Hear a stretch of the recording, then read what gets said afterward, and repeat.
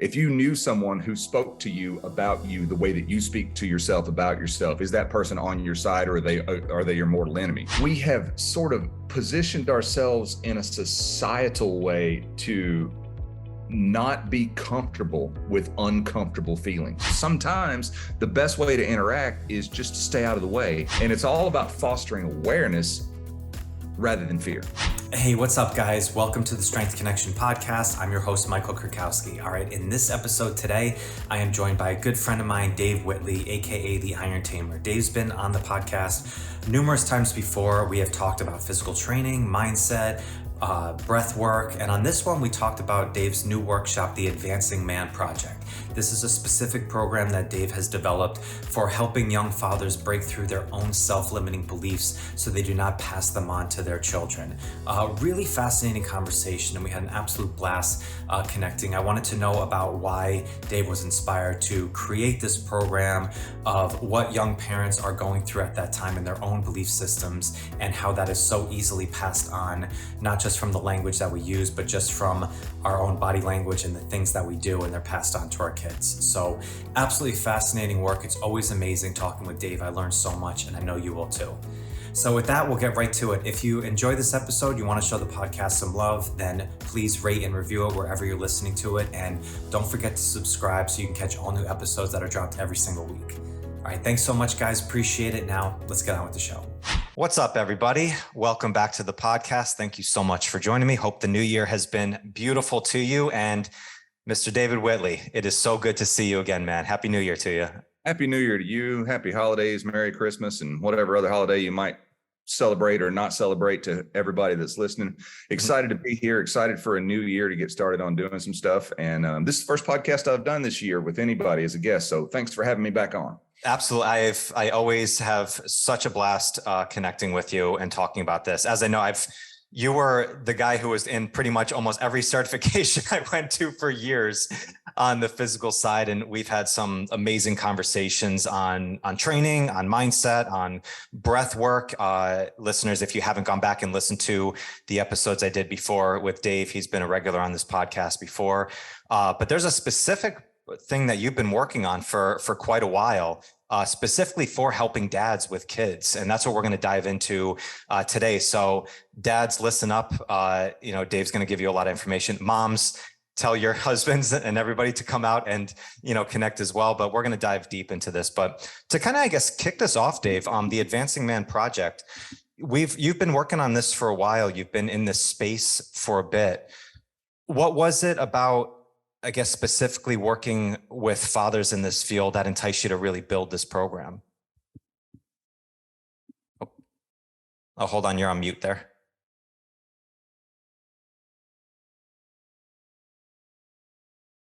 How about now? There we go. Yep. It was on my end and not on yours. Yeah. So the natural evolution of the process went like this. I was in the strength world, doing hands-on fitness stuff, own the gym, all that sort of stuff. Started doing speaking and performing as a strongman, doing keynote speeches, wound up writing the book Superhuman You as a result of that, by taking the mental training aspects of strongman and applying it to other goals. COVID came along, shut down my speaking schedule, and I was like, okay, I've been thinking about making this into an online coaching thing. So that gave me the opportunity to do that. Started working on it and found that I was sort of gravitating towards a particular type of person as a client in that. And then in 2018, as all this was going on concurrently, my son was born. He just turned 4 back in October. And so on my own, I started thinking about what can I do to make sure that any of the limited thinking that I inherited from well-meaning but poorly educated parents and siblings in school and all that sort of stuff, keep from passing limited thinking, conflicting beliefs, things that had held me back that I wasn't even aware of, that I had inherited from people who weren't aware that they had it either, and they just passed it on because that's what they did. And I call those generational cycles. That's not a new concept. It just right. Right. And so I thought, what can I do to make sure that anything that is residual in me that is limiting me in any way from being who I want to be, from doing what I want to do, and from helping other people in the world the way that I want to help them, that I'm eliminating from myself, how can I stop that with me and make sure that it doesn't make it to my son? Because if we know anything about how children learn and how they grow up from birth to about 6 or 7, they're just sponges. And there's, physiological reasons for this. If you want to go on the woo-woo side, there's inner reasons for this. But the fact is, it's observable. You can take a little kid who's born into a family that speaks multiple languages, and by the time they're 4 or 5 years old, they're fluent in multiple. Right. Yeah. And if you took someone like myself and said, you have 3 months or 3 years even to get fluent in Chinese, it would take a while. I mean, that because we learn differently. And as adults, we have to deliberately seek out knowledge. As children, that all of that is being formed. All of that information is being formed and absorbed really quickly. And also the way that we interact with the world is being formed in there. I call that an internal code.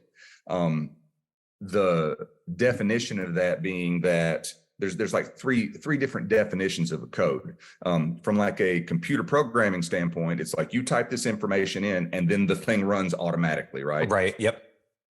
From a different standpoint, there's the like the secret language or the secret or personalized way of communicating, right? You and I could be talking about, say, swinging kettlebells, lifting kettlebells or whatever, and we would use terms that someone who's uninitiated to that doesn't understand or doesn't comprehend and would have to explain it to them. So in a very real manner of speaking, we're talking in code there to each other. Right? Yeah, it's that jargon terms that you think everybody understands, but yeah. And then the third is actually from the root word, the Latin root word for code is codex, which means a book of laws. So it's an operating system. It's a language that we can use to speak to each other. And also any language that we can use to speak to each other, we can speak to ourselves. I've talked about internal conversations on here and about how we speak to ourselves. And, if you knew someone who spoke to you about you the way that you speak to yourself about yourself, is that person on your side, or are they your mortal enemy, right? That's part of the internal code, is how we carry on those internal conversations. And then the book of law is just like, what are the ethics? What are the standards that I've set for myself and how I'm going to act? What's important to me in terms of how I conduct my life, and what I find is that a lot of people come to me and they don't have a clearly defined code. And so because of that, they are sort of kind of scattered and all over the place. Like, take, for example, if you are stressing to your kids that it's important to be honest, that's an admirable quality. That's something that I would hope that everyone wants to instill into their children. Right. But then you take them out to eat somewhere and it's, kids under 6 eat free, and your kid's 7 and you're like, we're going to tell everybody you're 6 so we can save $12 on this buffet, right? Right. Yeah. You are setting up conflicting beliefs within the child, because you're saying honesty is important, but only if it's beyond a certain price point. Right. And that's just one example of the kind of stuff that the internal code entails. And so when we found out that we were going to have a child, and there was a lot of difficulty in getting to that point, we didn't just go procreate like a lot of folks do. We had to go to doctors, and there was a lot of stuff involved in that. I took it upon myself before he was even born, when my wife was still pregnant, to be like, okay, what beliefs, what ideas, and what things do I want to make sure that this kid comes away with that will serve him? And also, what am I carrying around that is to my detriment, and by extension would be to his detriment if I pass it along to him? And I consciously sat down and thought, if my operating system is in conflict with itself, what am I modeling for him? Because going back to our language example earlier, the people in the multi-language families aren't sitting down and saying, okay, this is pen in English, but in some other language, it's some other word. And, we're going to do a step-by-step educational process like you would with a course. No, Right. they absorb it, and they absorb it through what we model, right? Right. Yeah. And so like one of the biggest, most beautiful things that is showing me that what I'm doing is working for me and for my son is on Christmas morning. He's 4. On Christmas morning, he wakes up between 5:45 and 6 o'clock. He's excited. He comes running out. The presents are under the tree. And, we have the Santa Claus thing. And then we also have, these are presents to mommy from daddy, or to you from mommy and daddy. And he knows all this, right? Mm-hmm. We're very open about that. And he comes running out, and we sit down, and he's like, I'm so excited. I'm like, okay, let's do this. He goes and picks up a present that he knows is for me because he helped my wife pick it out, and brought it to me and handed it to me and said, Daddy, I want you to go first because you're going to love this. And I'm like, what 4-year-old does that on Christmas morning? Yeah. And so I'm looking back and, with tears, and I'm like, I don't have to open a present now. That's like the coolest thing that could have possibly happened, is to see my son in real time exhibit this understanding of kindness, compassion, and empathy that I have been purposefully modeling, because I wrote stuff down like that back when he was still in the womb. Right. So that's kind of the genesis of it, is when I realized the responsibility that goes along with the absolute blessing of being a father. I'm like, what can I help this kid to become? My job is to empower him to be what he wants to be, as fully as he wants to be it. How do I approach that? And so over the course of the time of working on Superhuman You, that has continually popped up in the forefront. I've worked with more and more men who were coming to me, and they're like, I've got this fitness thing pretty well figured out. I'm doing okay with that. Don't really want to be a world champion or, superstar with it, but I'm healthy and I'm strong and I feel good about that. Mm-hmm. And a lot of them are guys who are doing very well, successful in, either business owners, entrepreneurs, or working in some sort of a field where they're very business minded and understanding how all that works. And they're like, I've got it dialed in on my fitness. I've got it dialed in on my career. But this is another human being, and they respond differently. And how do I become the dad that this kid needs? And almost without exception, these guys are coming to me and they're saying, I was talking to my kid, and there was some high emotions going back and forth, and I said or did something that was out of character for who I think I am, and I'm turning into one of my parents. It's like I could hear my dad speaking through my voice. And like the particular one that comes to mind is, I had a guy who had a son who was playing soccer, and the son was, I think, 5 or 6 years old at the time.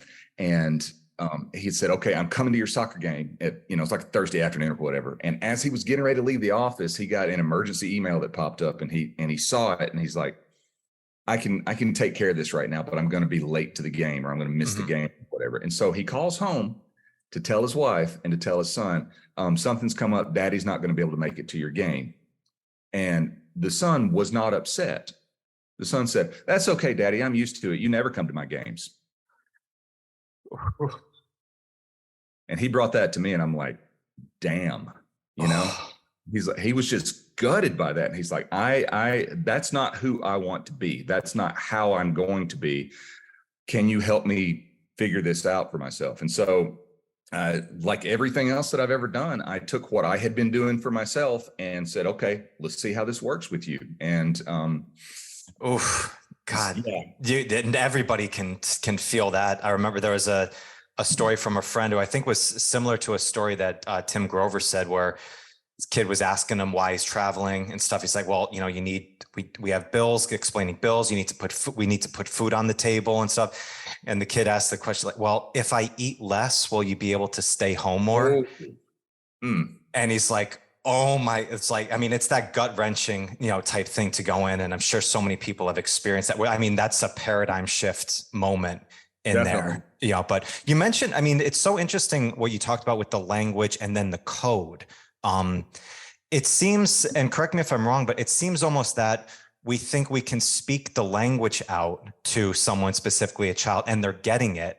But the code part, like that's deeper in there. Kind of like what you said, it's like, be honest. But if we're up to that price point, we don't realize that they're observing those things, because is it in our own minds? Like, we know that what bending the truth means, so we think that they already know it, when not realizing like they're coming from jump. They don't have all of these different things in their head.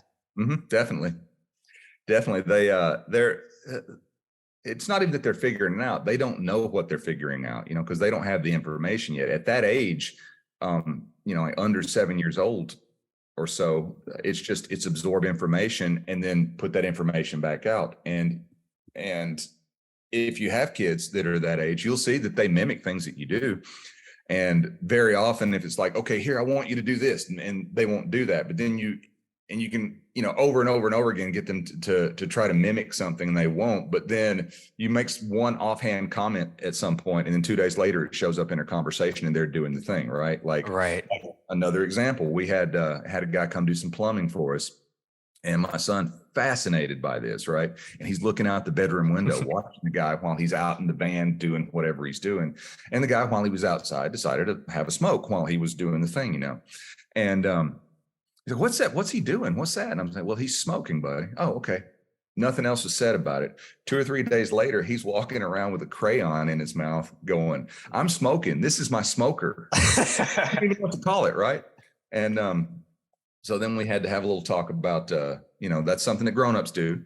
Some do and some don't. And generally speaking, it's not a healthy thing to do. "Okay, daddy," and it was one of those things that I didn't want to make too big of a deal out of it, because that might give it more appeal. But at the same time, I didn't want to not talk to him about it either, because the big thing that regarding communication with kids that I had heard before I had one, and have found it to be absolutely true 100% of the time in practice, is that many of us, and I was like this for the longest time, think that, well, they're kids, they don't know what's going on. They're babies, they don't understand what's going on. So right. So just it's whatever, right? But actually, the only difference in the way that their mind operates and the way that our mind operates is experience and vocabulary. They don't have the experiences to draw from that we do, because they haven't experienced them yet. And then they don't have the vocabulary to describe what's going on as well as we do, because they just haven't learned all that, right? A good example, my son was talking the other day about at school, some other kids he's in a preschool thing. Other kids were playing, and he wanted to play with them, and whatever the thing was that they were playing, they either didn't want him to or didn't. He wound up not being able to play with those kids because they wanted to play the game themselves that they were doing, and there wasn't room for whatever reason for him.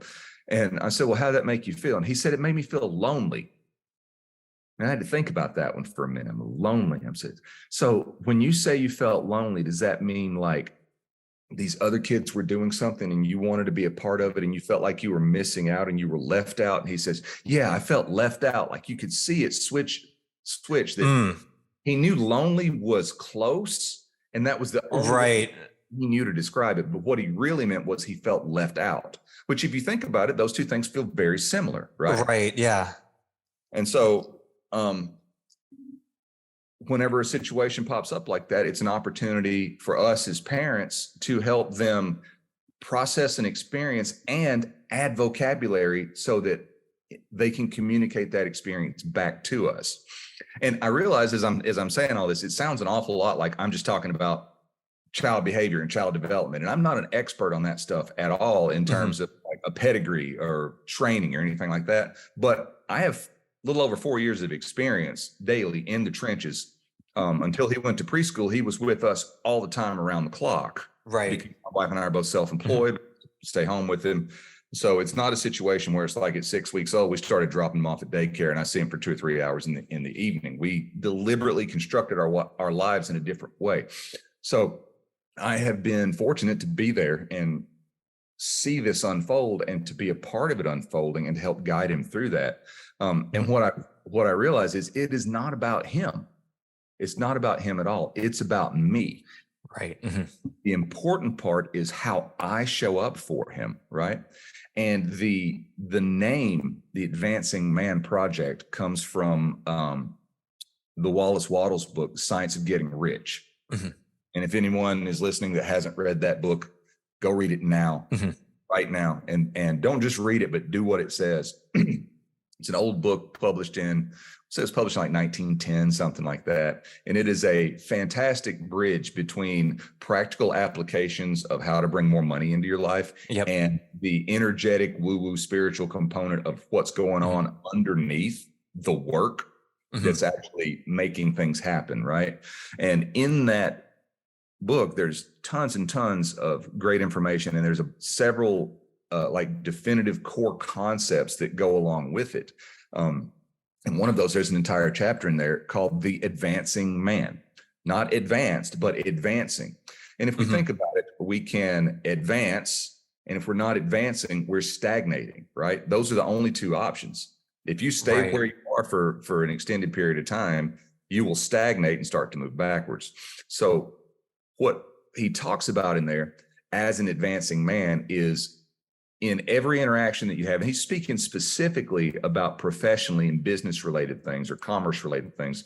In every interaction that you have with a customer, give them more in use value than you receive from them in cash value. You know, a modern marketing person would say over deliver, right? And on one level, yes, absolutely. That's what it's about. But it's not just about giving them more stuff than they thought they paid for.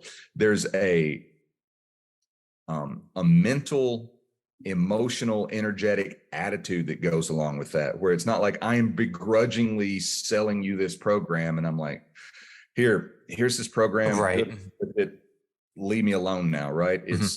It's no, I can sell you the same program, or I can sell you the same object, and I can be in a frame of mind myself where I'm like, hey, here's this thing, and I know you're giving me money for it. And I truly, truly wish for you to, if you're paying me $1,000 for something, I truly wish for it to be worth $100,000 to you. Yeah.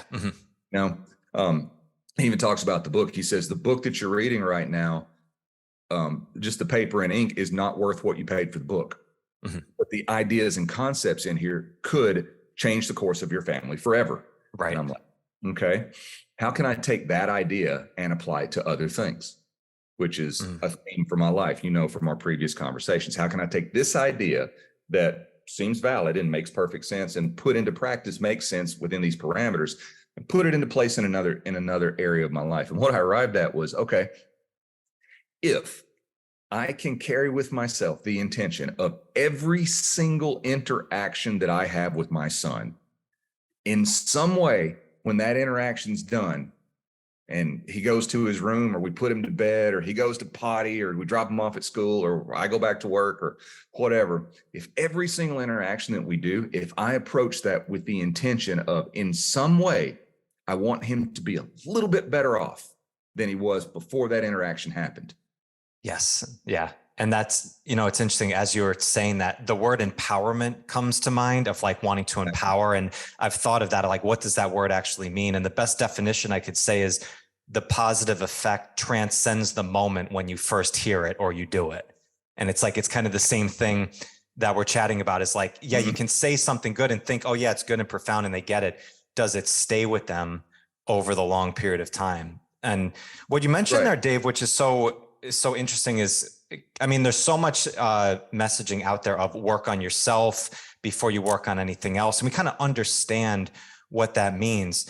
But specifically with the men that you've worked with and the fathers, it must be a bit of almost like a confusing thing for them, because you said they're doing the right thing. Like, they're doing a lot of the right things. They're exercising, they're keeping their body healthy. They've been successful in business or entrepreneurship and stuff. And it almost seems like it should just be a foregone conclusion that if I just lead by example, then they're going to pick up on all of this. But it goes a little bit deeper than that. Is there some like confusion when men first talk to you about this, like not knowing like what these self-limiting beliefs are? Because it can be kind of like a challenging thing if you're not diving deep into it. Yeah. Yeah. And it's very much a not knowing thing, because when we learn how to be entrepreneurs, we see that, we're attracted to that, we're drawn to that. Typically, I know for myself, I was in my late 20s, early 30s before that was even a thing that I considered, right? Prior to that, it was, well, the way you get money is you get up and you go to work and someone pays you to do something, and then you come home and then you have some money, right? Which, if you look at things, that's the least efficient, least effective way to build wealth, right? Selling your time, because your time is a finite resource. Yes. And just the simple shift in the mind of selling time versus providing someone value, right? Because, when you write a book or you do a course that doesn't involve any teaching or follow-up support, anything like that, it's just like, here's this course or here's this book, you buy it and the transaction's done. There's no more interaction after that. That's something that someone can create once and then sell forever, right? And so it's no longer bound by time. So the amount of time that went into writing a book may be several months, but then once the book is done, it's done, and you can sell that book. And I did a thing for Dave and Larry Draper in 2010, where I went out and did with Mark and Tracy Rifkin. We did a couple of like a weekend workshop thing, and the idea there was, and this was Larry that put all this together. She said, "I want you guys to come out and do the workshop. We're going to film the whole thing, and we will sell the DVDs indefinitely. And you'll get a royalty, right, as you go along with that." I still get money from that. It's not a lot, but I still get money from that, from a weekend workshop that I did almost 13 years ago.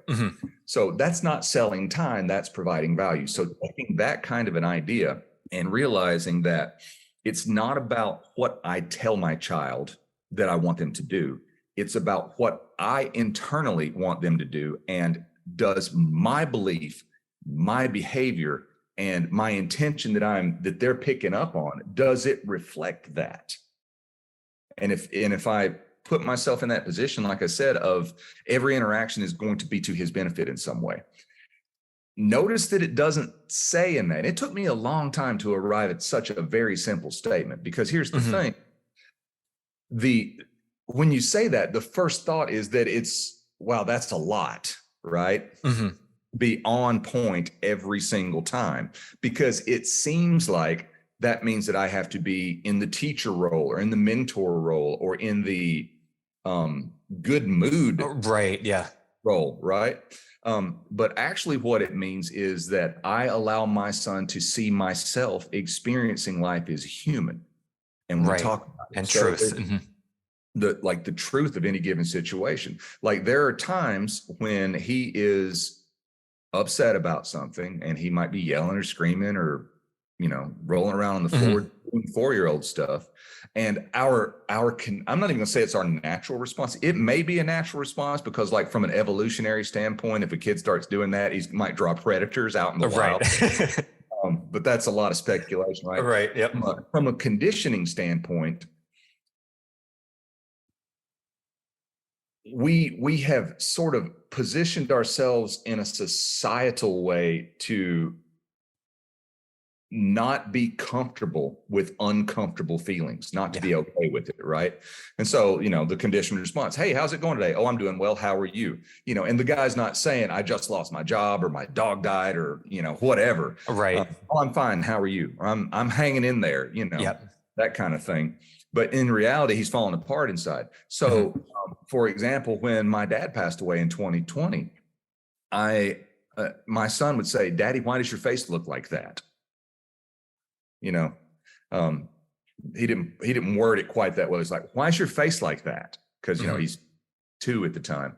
And I'm like, "What do you mean?" He says, "Your face.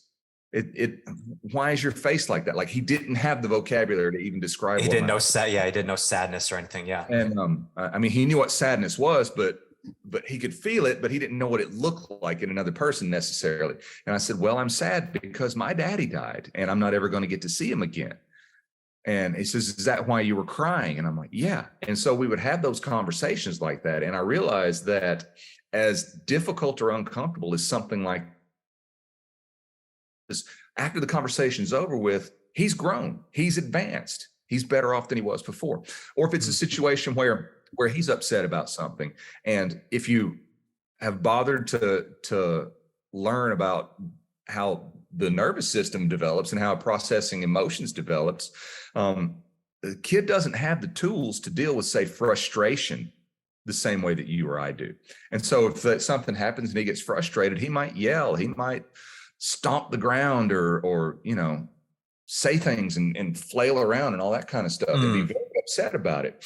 And the natural inclination or the conditioned inclination rather that I see and experience myself from time to time is, please don't cry, I want you to feel better, right? Right. But really, that's a disservice, because if we haul that out, or if we stretch that out over the long haul, we wind up seeing that what we've done is the underlying message there is, I'm not comfortable with you being anything other than happy. I don't want to hear it. No one else wants to hear it. Quieten that shit down, squelch it, suppress it. And even if it's coming from a place of, my child is upset, I want them to feel better, that's noble. But if it's coming from a place of, my child's upset and I really don't want to hear the screaming anymore, Right. Yeah. then what's the intention that I'm putting in it, right? So for him to do that kind of stuff, we allow it, and then we talk to him about how he's feeling. And my job in a case like that is to keep him safe and to not try to correct him in the middle of figuring out what to do, because what he's doing when he's upset and he's flailing around like that, he has this very strong emotion that comes along. Right. Yep. Doesn't know what to do with it. Right. It has to go somewhere, right? And okay, it's themed, and yes, it's childish. Absolutely, he's a child. Yeah. But like, how many of us will get cut off in traffic? There's that example I love to use so much. Someone cuts us off in traffic, and it will ruin our day because his asshole cut us off in traffic, right? Rather than just be like, oh, that was a little bit irritating and surprising, but it's not worth hanging on to, because everything's still awesome. Nothing's really changed in my life except a car got too close to me while I was driving. That's right. it. Yeah. Frightened a little bit.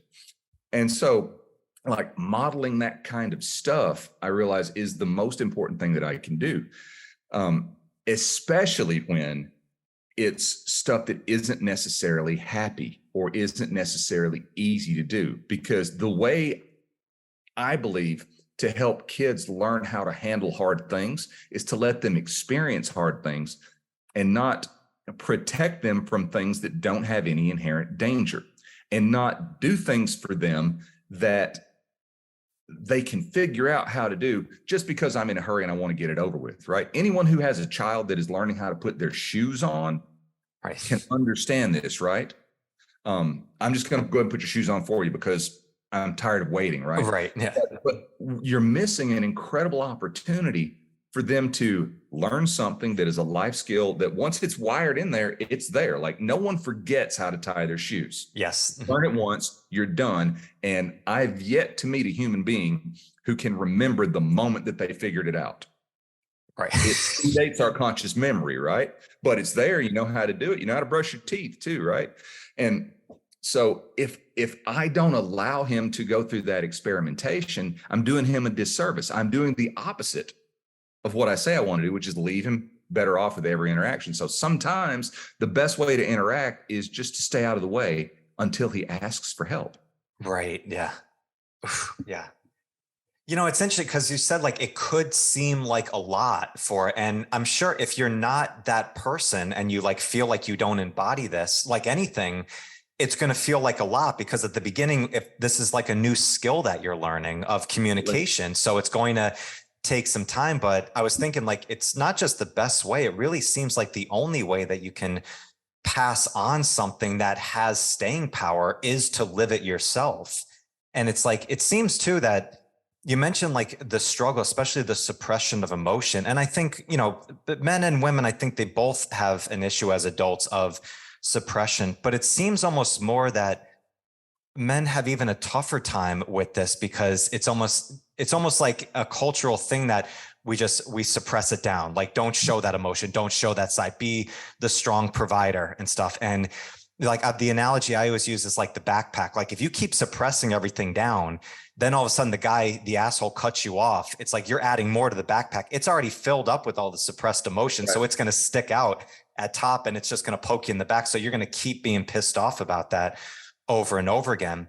So it seems like it's almost such a natural thing now for guys to not understand this side of it. And then it's only natural that it's probably going to come out in their children.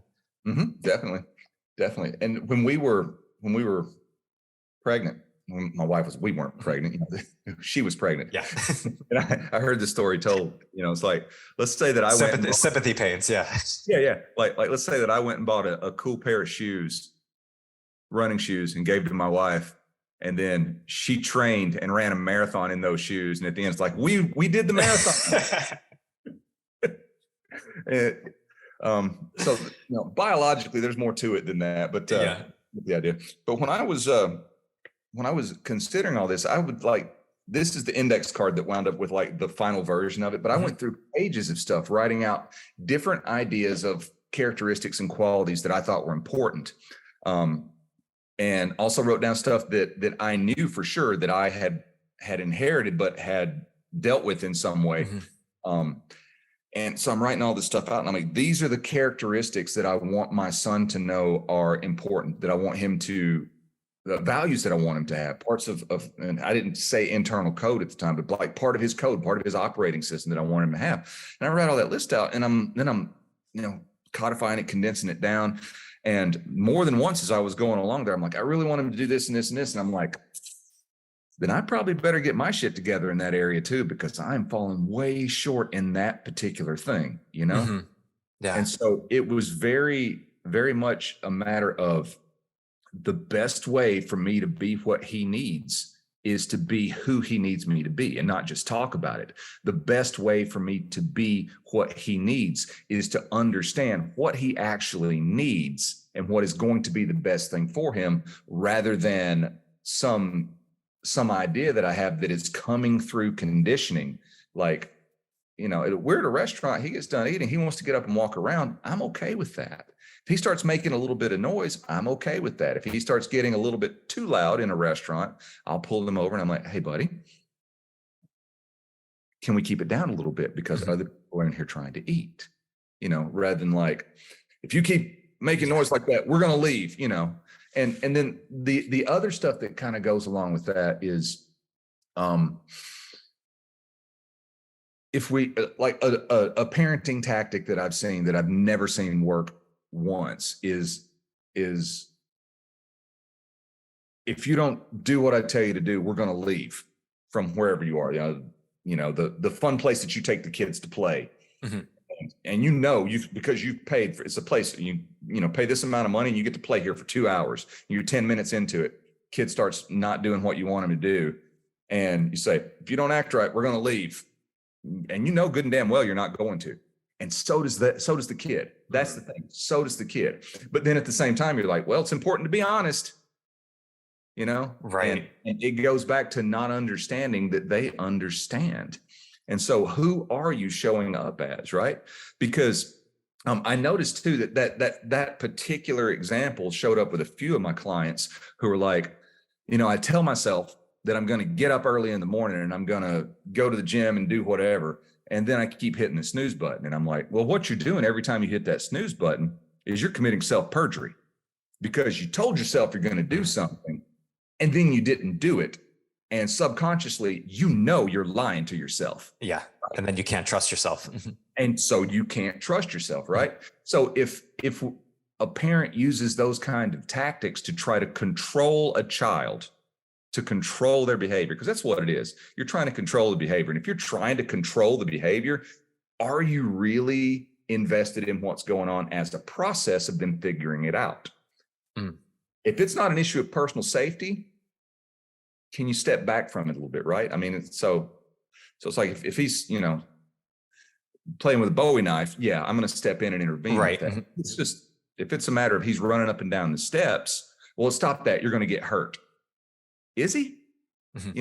Or is he just figuring it out? And if he does fall and doesn't get seriously hurt, is there something that's important for him to learn there? And obviously I'm not, it's not the best example in the world, but I'm just kind of throwing that out. Right. There. It's the exploration, and they're going to make mistakes as you go forward with it. So with the Advancing Man, and you have the workshop that you're doing for this as well for people coming in, how is the workshop set up? Do you focus specifically on limiting beliefs first? Like, what are the things that you're aiming at and working on when you go deep dive into the people that you're working with the workshop? The workshop itself, and it's happening the next one is happening on the 24th, which we're recording on the 10th. So that's 2 weeks from today. It's 24th, and it's going to happen from 2 p.m. until I get done, which should be before 6 p.m. Probably more like 5. I'm allowing about 2.5 hours for the presentation and that aspect of it. And then I'll have some Q&A at the end. If anybody shows up and has questions at the end, I want to make sure that I can get those answered before they leave. But essentially it's a walkthrough of this process. I call it Operation Break and Replace. And what that means is we're going to look at beliefs, conditioning, habits that don't serve us, that we do not want to pass on to our children. And we're going to break those, and we're going to replace them with something that does the job that we want it to do. It's almost identical to the concept of a nutritional plan, right? Yeah. You just sit around randomly scavenging whatever junk food happens to come into your life. And then you decide that you want to tighten up your diet. The first thing that I would always do with a new client who was coming to me for nutritional stuff like that is, I don't want you to change anything. I want you, every time you sit down to eat or drink something, snap a photo of it and text it to me. And it's almost impossible for someone to carry on the same behavior once they start observing it. Right. If it's behavior that they want to change, because they're like, I never really realized that every time I would walk by the candy bowl at work, I would grab a mini Snickers or a Kit Kat or a couple of Hershey's Kisses and pop them in my mouth. And I'm doing that like 9 times a day. And so I've got, 500 or 600 calories worth of candy that I'm not even enjoying. It's just habitual. Yeah.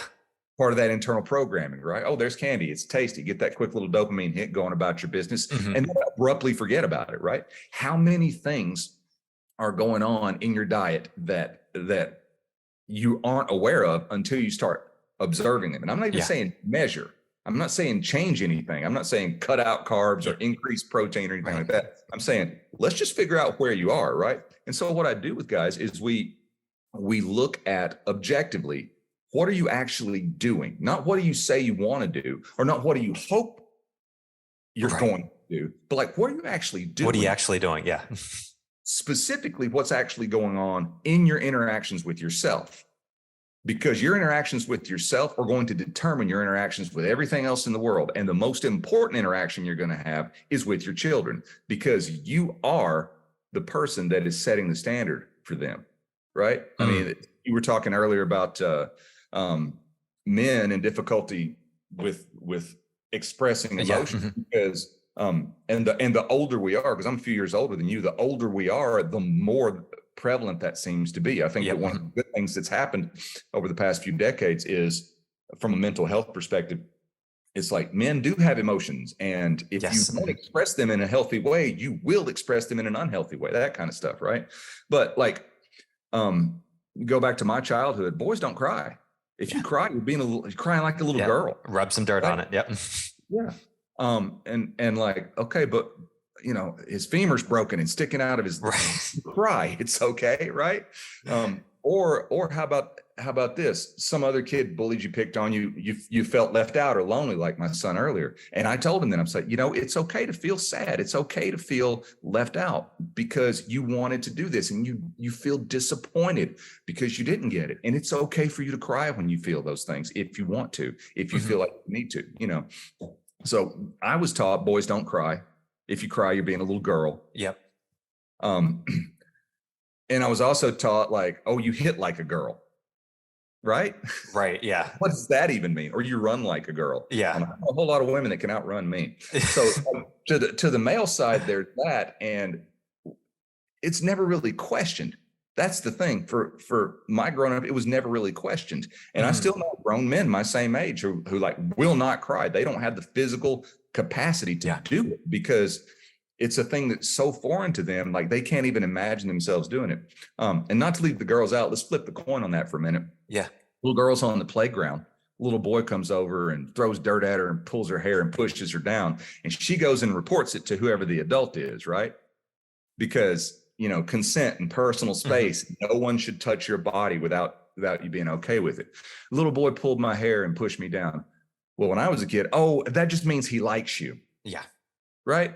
And we hear that and everybody goes on about their business. And we fast forward, you know, 3 or 4 decades, and we've got a woman who is in therapy because she bounces from one abusive relationship to an emotionally unavailable man who won't cry over and over and over again. It's the same personality expressed in a different human being. And no one's going back and looking at the fact that she was told at 7 years old that when a little boy likes you, he will be mean to you and hurt you. Yeah. Okay, if that's what someone who likes you does, what do people who don't like you do? Right. Yeah. And so we expect children to go through this phase of, well, they're young, they don't know what's going on. And then all of a sudden, well, you should just know better. Right. But we haven't modeled it for them.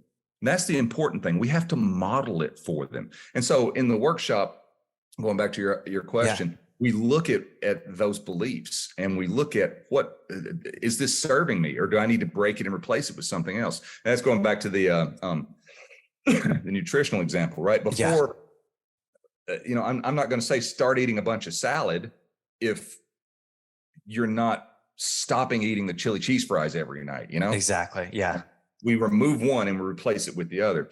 So we're looking at it from that standpoint on within my internal code, which is the language that I use to communicate with myself in secret, my internal conversations. It is the operating system that I use to go on about my life. Like, you know, if I believe that I'm the kind of person who has a great deal of difficulty waking up early, I'm going to be that snooze button guy. Yeah. And I either need to become the person who wakes up early, or I need to say, it's not valuable enough for me to wake up early. I need to structure this in such a way so that I can go work out at lunch, or I can go do it, after I get home from work or whatever like that. So there's a couple ways to approach that. One is to be the same guy who does different things that matches up if you don't want to give up that snooze button thing, or be the guy who changes and gets up early. But in both those cases, you stop being the guy who lies to yourself, right? Yes. Because when you stop lying to yourself, now you can trust yourself. And the more you trust yourself, the more faith you have in yourself. And the more faith you have in yourself, the more things you will do to continue to advance. And as you're doing all that, the kids are watching. Yes. Yeah. We all know that the do as I say, not as I do strategy doesn't work. It doesn't work. Yeah. Anyone, but they will absolutely do what you're modeling. Yeah. My son at age 2.5 has a little rag with an actual 16-penny nail in it, wailing on a board trying to drive it through because he's seen me do that. Yep. And that will never not be normal to him, Yes. And so on one hand, it's like, oh, that's really cool. Maybe he'll be a strong man if he wants to. Great. If he doesn't, that's fine too. Yeah. More important than being a strong man, I want him to learn how to think like a strong man does. Like the stuff that I learned from doing those feats of strength of like getting out of my own way. Yep. Understanding that the majority of the failures that I experience are because I didn't think things through the right way, or I was coming at it with the wrong attitude. And because when you fail that way, you give up. When you fail with the right attitude, you just look at the failure and be like, okay, this isn't me. This is a plan that didn't work, and I can adjust a plan to make it work. And so that kind of stuff is what I really want to instill in him. And that's the kind of stuff that we talk about on the workshop. We talk about looking at those beliefs and and all of that aren't serving us, breaking them and how to replace them with things that do. I give an overview of the entire process of how I do it with my clients. A lot of good, valuable information in there. And then, of course, at the end of the thing, if you have questions, you can ask them and I can answer it. Yep.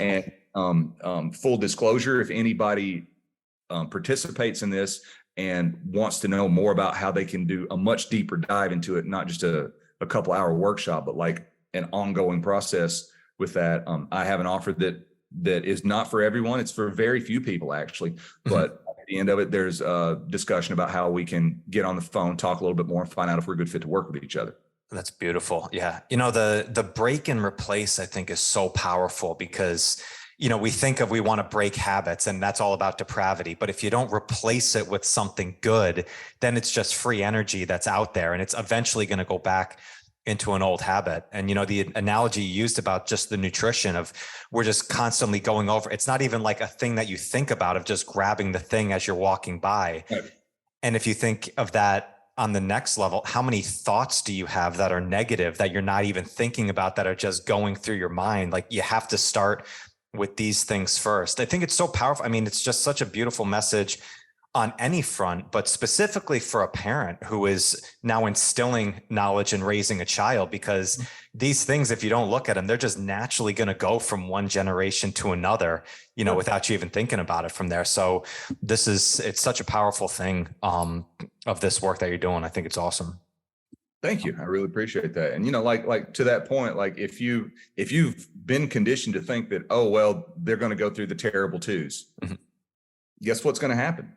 When they hit that point where their emotional output exceeds their logical ability to process it and deal with it, it's going to look an awful lot like they're freaking out for no reason. But they're not freaking out for no reason. They're freaking out because they're in a situation they've never encountered and don't know how to handle it. And coming at them as a stern disciplinarian to get them to act right is completely antithetical to what they need. So going back to the advancing man idea is, what does he need right now? Because if I just look at it from the point of view of like, in every interaction, I'm going to leave him better off than he was. That is a heavy thing for me to try to carry. If I look at it through the lens of, I always have to be positive. I always have to be in a good mood. I always have to remain completely calm no matter what's going on. I have to not be human. I have to be a robot if I'm going to approach it that way. But what it really means, as we peel that back a little bit, is that whatever situation's going on, as a child, he's going to get something from it. And it is either going to help him be a better, in my case, a better man or a better adult or a better human, or it is going to work against him, right? Like the, you know, don't cry or, you know, getting your hair pulled kind of stuff. Seems harmless, but hearing that over and over again can really set you up to create a code that you're completely unaware of that doesn't serve you. Yeah. Right. And like just one more quick one, like some of the stuff that my wife and I sat down, we wrote this stuff out and said, these are things that we have habitually said and done that we do not want to do anymore because we don't want to model that for him. And the biggest example that comes to mind right now, and I want to throw this out there, just to get people to think about the language that they're using and what it actually means. There's a couple of things. One is be careful. You know, I see all the time, a kid's on the playground, they get on the swing, be careful. They're climbing up the slide, be careful. I'm carrying a glass of water, be careful. What is really being said there? I don't trust your judgment. I don't trust your judgment. Yeah, I was going to say, I don't trust you. And if I don't trust your judgment, you currently might trust your judgment, might not, but you don't have enough information to really make the judgment call. So if you trust your limited amount of information, that's awesome. But there's other information you're not aware of. Like if you drop that glass of water, it will shatter. And then you'll be standing in the middle of a puddle of water with broken glass, barefoot, right? So I understand, be careful. We think it means we want to keep you safe, but what is really being transmitted is, I don't trust your judgment in this case. So what to say differently, right? Like my son literally caught himself the other day. He was pointing something out to me. It was water on steps as I was walking. I says, "Daddy, be careful. Be aware. There's water on the steps, and That's I don't want to slip." Yes, because there's so many different things you can say besides this blanket "be careful," and which means I don't trust your judgment, and also be afraid.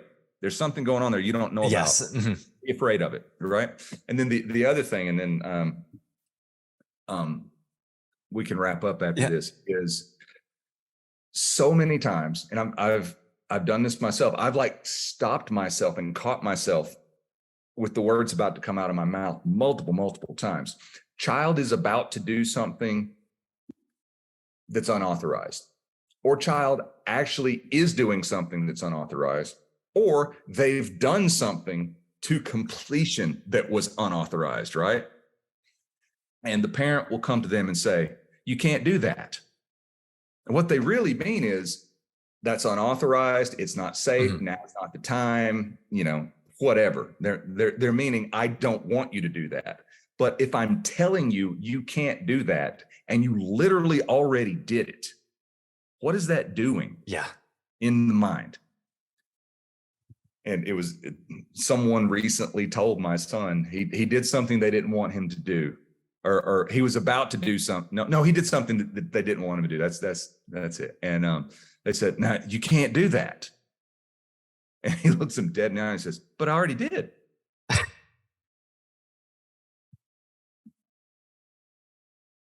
Right. Yeah. So I step in and I say, what they actually mean by that is they don't want you to do it anymore. It's not right. Yeah.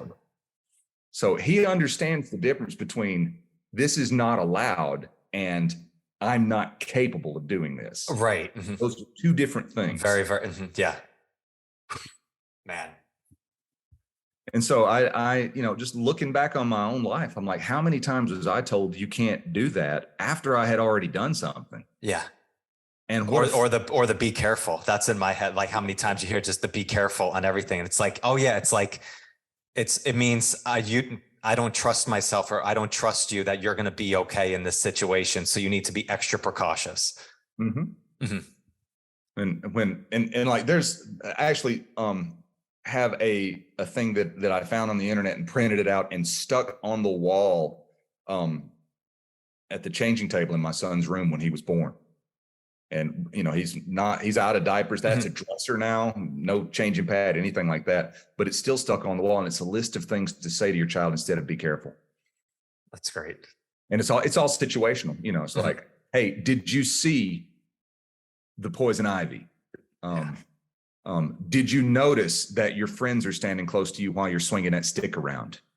And it's all about fostering awareness rather than fear. Yeah. Because awareness brings confidence and fear crushes it. Right.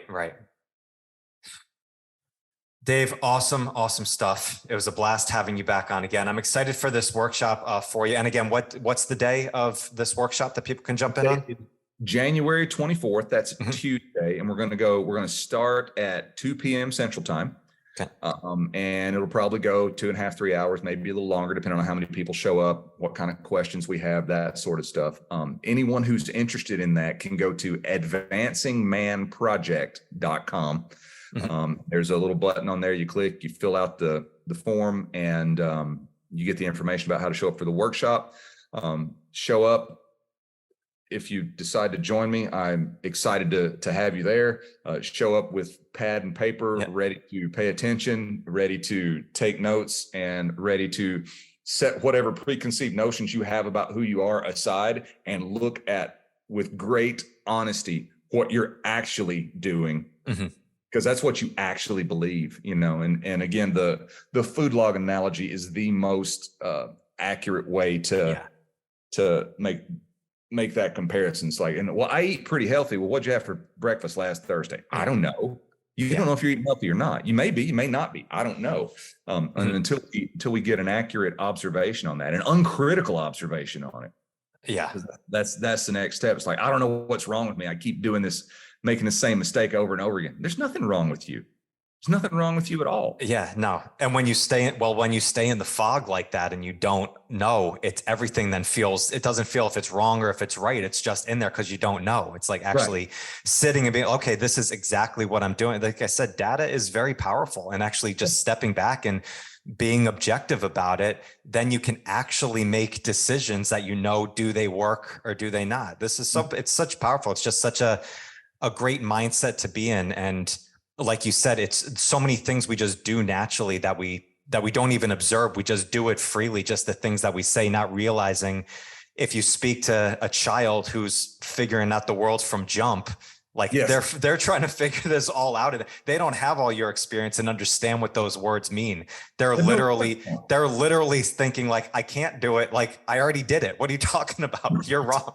Right.